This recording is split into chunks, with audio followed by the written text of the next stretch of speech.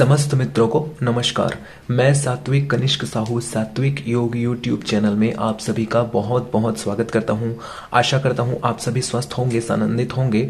और हम लोग योग की व्युत्पत्ति और अर्थ पढ़ रहे थे, जिसमें अलग अलग परिभाषाओं के बारे में हम लोग चर्चा करना शुरू कर चुके थे। और हम लोग इसी कड़ी में आगे बढ़ रहे हैं। महर्षि पतंजलि जी के योग सूत्र और पतंजल योग में जो योग के संबंध में कहा गया है उसके बारे में हम लोग यहाँ पे पढ़ते हैं। तो महर्षि पतंजलि जी अपने पतंजल योग में क्या लिखते हैं? योगस चित्त वृत्ति निरोधः, अर्थात चित्त की वृत्तियों का निरोध ही योग कहलाता है। अच्छा, यहां पर हमें सबसे पहले तो चित्त क्या है और चित्त की वृत्तियां क्या है और उसका निरोध किस प्रकार किया जा सकता है, यह जानना बहुत ही आवश्यक है। तभी हम समझ पाएंगे कि योगस चित्त वृत्ति निरोधः ये है क्या, इसका अर्थ क्या है, इसका तात्पर्य क्या है। तो चित्त हमारे अंतःकरण में मन, बुद्धि, चित्त और अहंकार, इनमें से एक भाग है, इनमें का एक पार्ट है, एक भाग है कहना चाहिए। और चित्त शब्द की जो उत्पत्ति हुई है वो चित्ती संज्ञाने धातु से हुई है। इस धातु से हुई है, चित्ती संज्ञाने धातु से, जिसका अर्थ क्या होता है कि संज्ञान में होना या इकट्ठा होना या एकत्रित होना, ऐसा कह सकते हैं। और अगर सिंपल भाषा में कहा जाए तो चित्त शब्द कर्माशय है, अर्थात वह स्थान जहां हमारे सभी प्रकार के नए पुराने कर्म संस्कार इकट्ठा होते हैं। और चित्त को इसी तरह से एक जलाशय या पोखर के रूप में हम मान सकते हैं, क्योंकि यहाँ पे हमारे इतने पुराने कर्म संस्कार हैं, जो भी हम लोगों ने प्राचीन काल में हमारे जो कर्म एकत्रित हुए हैं, हमने जो भी किया है वो यहाँ पे एकत्रित हुए रहते हैं और उनके हिसाब से हम आगे का कर्म करते हैं। तो ये जलाशय है, एक पोखर है, जहाँ पे हमारे कर्म संस्कार एकत्रित हुए रहते हैं, इकट्ठे हुए रहते हैं। तो इन्हीं को चित्त कहा गया है। अब और यहाँ पे हम देखते हैं जो वृत्ति है, वृत्ति शब्द की उत्पत्ति हुई है वृत्तु वर्तने धातु से, और जिसका अर्थ क्या होता है, तो वृत्ति का अर्थ होता है वृत्तु वर्तने धातु से उत्पन्न होने से कि वृत्ताकार घूमना, कोई भी वस्तु, पिंड, ब्रह्मांड, जिसके बारे में हम लोग गोल गोल घूमने वाली बात करते हैं, गोल गोल जो घूमता है, ऊपर नीचे जो होता है, तरंगित होता है, उसे वृत्ति से दर्शाया जाता है, वृत्ति शब्द उसके लिए प्रयुक्त किया जाता है। तो यहाँ पे वृत्ति वृत्तु वर्तने धातु से वृत्ताकार घूमना और गोल गोल घूमना, इसका तात्पर्य है। तो यहाँ पे हम कहते हैं कि जो है वृत्ति का अर्थ होता है जो कि गोल गोल घूमता है, कोई भी तथ्य, कोई भी तत्व या कोई भी ऐसा शब्द। तो यहाँ पे निरोध का अर्थ क्या होता है? निरोध का अर्थ होता है समाप्त कर देना, पूर्णतः रोकना, ऐसा नहीं। किसी भी वस्तु को हम रोकना अलग होता है और समाप्त कर देना अलग होता है। जैसे हम एक सामान्य सा उदाहरण ले तो किसी भी सामने आती हुई बाइक को अगर हम रोकें तो वो अपने विवेक से सामने वाला जो उसमें बैठा हुआ है वो आपके इशारों को देख के रुक जाएगा, या फिर आप अगर उसे फोर्सफुली रोकना चाहें तो आप किसी यंत्र या किसी भी बड़ी मशीन के जरिए उसे रोक सकते हैं, अगर वो इंसान के द्वारा चलाया जाए तो भी और ना चलाया जाए तो भी। लेकिन समाप्त कर देने का तात्पर्य क्या होता है कि हम उसे पूर्णतः नष्ट कर देते हैं। अगर वो कार आ रही है तो हम उसे बम से उड़ा दें तो उसको हम नष्ट करना कह सकते हैं। तो ये मजाक की बात हो गई, बट ये ऐसा ही है, पूर्णतः रोकना और समाप्त कर देना। तो निरोध का तात्पर्य ऐसा है कि हम उसे पूरी तरह से समाप्त कर देते हैं, उसे पूरी तरह से नष्ट कर देते हैं। तो चित्त की वृत्तियों का निरोध, अर्थात पुराने जो कर्म संस्कार हैं, वो जो गोल गोल हमारे मन मस्तिष्क में घूम रहे हैं, हमें चला रहे हैं, उन्हें हम पूरी तरह से नष्ट कर देते हैं। इसी को ही योग कहा जाता है महर्षि पतंजलि के अनुसार। ये कह रहे हैं महर्षि पतंजलि जी, और इसको समझना बहुत ही आवश्यक है कि चित्त क्या है, चित्त की वृत्तियां क्या है और उन्हें पूरी तरह से रोका कैसे जा सकता है। अच्छा, अब हम आगे क्या देखते हैं कि ये जो चित्त है ना, ये चित्त त्रिगुणात्मक है। त्रिगुणात्मक मतलब क्या? त्रिगुणात्मक मतलब उन्हीं तीनों गुणों की बात हो रही है, सतोगुण, रजोगुण और तमोगुण, इन तीनों गुणों की बात हो रही है। चित्त जो है त्रिगुणात्मक है, तीनों गुणों के हिसाब से चलती है। लेकिन यहाँ पे जो प्रकृति का ज्ञान रूप का तात्पर्य क्या? जो प्रकृति ने हमें सात्विक ज्ञान, जो उचित ज्ञान हमें प्रदान किया है, उसका जो सात्विक परिणाम है, जो उचित परिणाम है, जो अर्थ से परिपूर्ण परिणाम है, उसी को सत्व विशिष्ट परिणाम कहा जा रहा है। और प्रकृति का ज्ञान रूप परिणाम, सात्विक परिणाम सत्व विशिष्ट है, और वही सत्व विशिष्ट परिणाम चित्त है। तो यहाँ पे सत्व विशिष्ट परिणाम जो है वो चित्त ही है, ऐसा कहा जा रहा है, क्योंकि जो सत्व विशिष्ट परिणाम है वो एकाग्रता में समाहित होता है और वो चित्त को ही एकाग्र करने की एक विधि है जिसे सत्व विशिष्ट परिणाम कहा जा रहा है कि प्रकृति का ज्ञान रूप सात्विक परिणाम सत्व विशिष्ट है और वही सत्व विशिष्ट परिणाम ही चित्त है।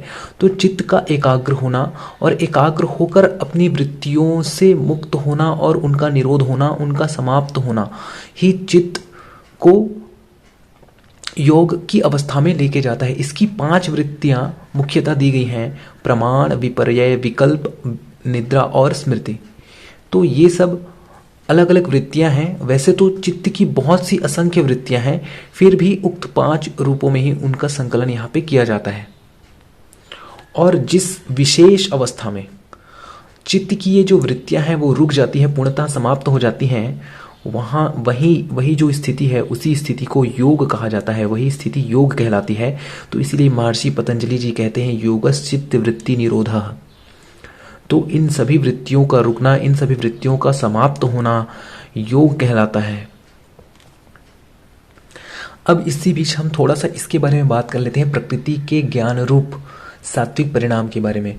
प्रकृति के पास जो ज्ञान के भंडार हैं और वो अथाह ज्ञान है, लेकिन उनमें जो ज्ञान, जो सत्य ज्ञान है, जो सात्विक उनका परिणाम है, जो हमें उचित मार्गदर्शन देते हैं, उचित परिणाम देते हैं। वैसे तो प्रकृति हर तरीके के परिणाम को आपको प्रदान करती है, परंतु जो ज्ञान में निहित होता है, ज्ञान जिसमें परिपूर्ण होता है, ज्ञान रूप जो होता है, और उस ज्ञान रूप से जो हमें परिणाम प्राप्त होते हैं वो सात्विक परिणाम जो उचित होते हैं, जिन परिणामों के विषय में हमें कहने से वह सात्विक परिणाम जो मानव तन और मन और उसके अध्यात्म को उच्च अवस्था में, श्रेष्ठ अवस्था में, उत्तम अवस्था में प्रदान करते हैं, वह सत्व विशिष्ट हैं जो सत्य से निहित हैं, सत्य जिनके अंदर समाहित है, और जो विशेष सत्य ज्ञान है वही चित्त है। और चित्त को एकाग्र किया जा रहा है और एकाग्र करके योग की अवस्था को प्राप्त किया जा रहा है। तो ये उसी की बात हुई है। प्रकृति का ज्ञान रूप जो सात्विक परिणाम है वह सत्व विशिष्ट है और सत्व विशिष्ट परिणाम ही चित्त है। आगे महर्षि व्यास योग को परिभाषित करते हुए कहते हैं कि योगः समाधि है। योग नाम समाधि का है। इसका भाव यह है कि समाधि द्वारा जीवात्मा, जो मनुष्य की आत्मा है, वह मनुष्य जीवन में ही समाधि द्वारा जीवात्मा उस सच्चित आनंद, उस सच्चिदानंद स्वरूप ब्रह्म का साक्षात्कार करे, और यही योग कहलाता है। तो यहाँ पे हमने चित्त के सत्य विशिष्ट परिणाम की बात की, उसी की बात हो रही है कि जो सत्य है, जो सत्य है, जो अर्थपूर्ण परिणाम है, जो अर्थ से निहित है, सत्व अर्थ से निहित है, उसी सत चित आनंद का स्वरूप ब्रह्म का साक्षात्कार करे,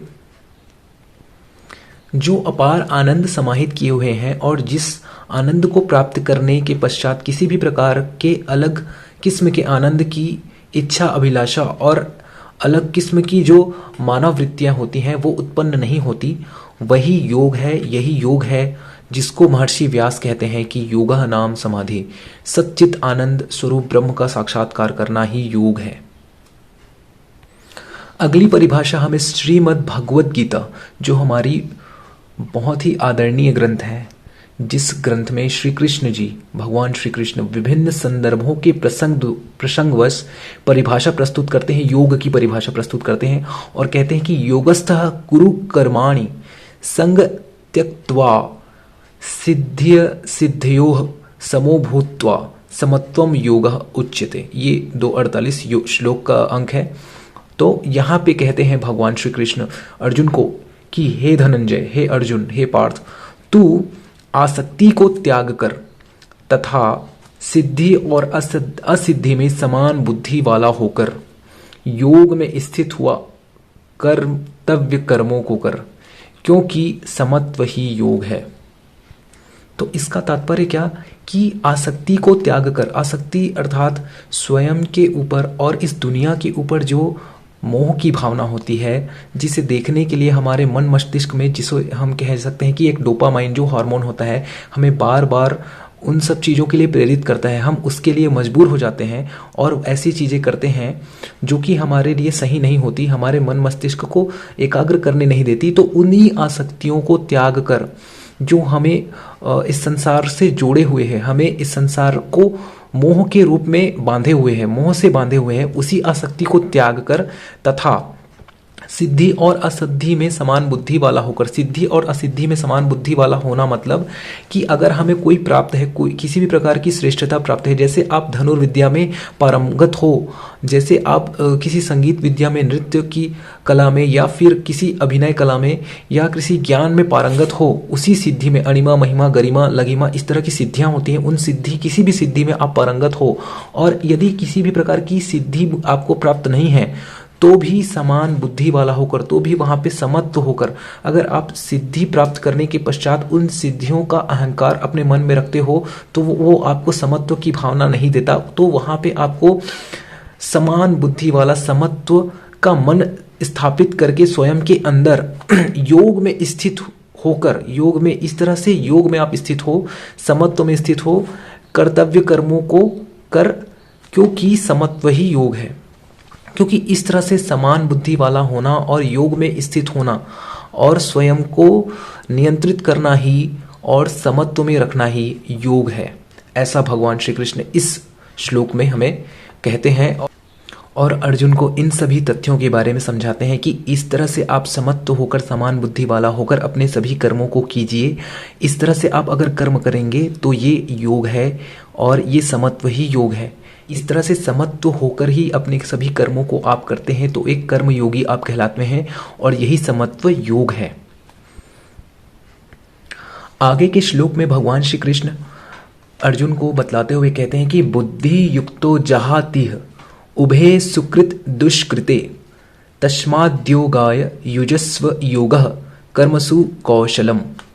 अर्थात इसमें अर्जुन को समझाते हुए कहते हैं कि समबुद्धि युक्त पुरुष, जिसकी बुद्धि समत्व में है, जो लाभ हानि, जय पराजय और सिद्धि असिद्धि सभी के लिए समत्व की भावना रखता है, ना शोक करता है ना खुश होता है, वो समत्व की भावना रखता है, पुण्य और पाप दोनों को इसी लोक में त्याग देता है। ये पुण्य और पाप दोनों को इसी लोक में त्यागता है, अर्थात उसके लिए समत्व की भावना रखता है, अर्थात उनसे मुक्त हो जाता है, जिससे उसके मन मस्तिष्क में किसी भी प्रकार का कोई भी उद्वेलन नहीं होता, आवागमन नहीं होता और वो व्यथित नहीं होता और उससे हर्षित भी नहीं होता, वो समत्व की भावना रखता है, तो उनसे वो मुक्त हो जाता है इस तरह से पुण्य और पाप से। इससे तू समत्व योग में लग जा। तो इस तरह से आप समत्व योग में लग जाते हैं और यह समत्व रूप योग ही कर्मों में कुशलता है। ये समत्व रूप योग ही कर्मों में कुशलता है और कर्मों से हमें छूटने का एक उपाय देता है, कर्म बंधन छूटने का एक उपाय देता है और यही योग है।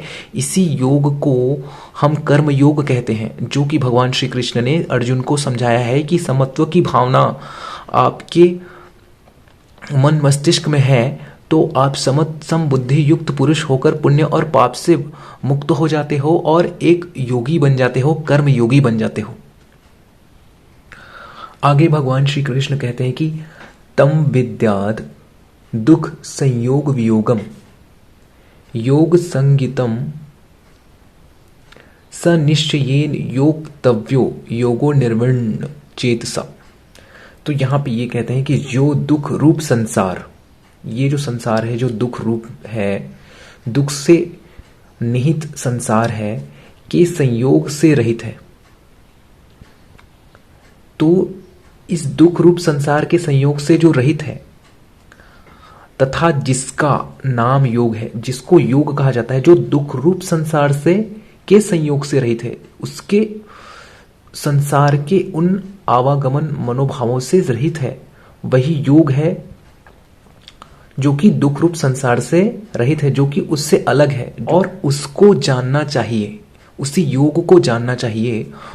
तो वह योग ना उकताए हुए, अर्थात आपको चलायमान और आपको एंग्जाइटी वाली जो बात कही जाती है ना, उसके बारे में कहा जा रहा है कि आपको ना चलायमान के हुए, ना एंग्जाइटी वाली स्थिति में लाए हुए, आपको धैर्य और उत्साह युक्त चित्त से निश्चय पूर्वक निश्चय के साथ और शांत मन से करना ही कर्तव्य है।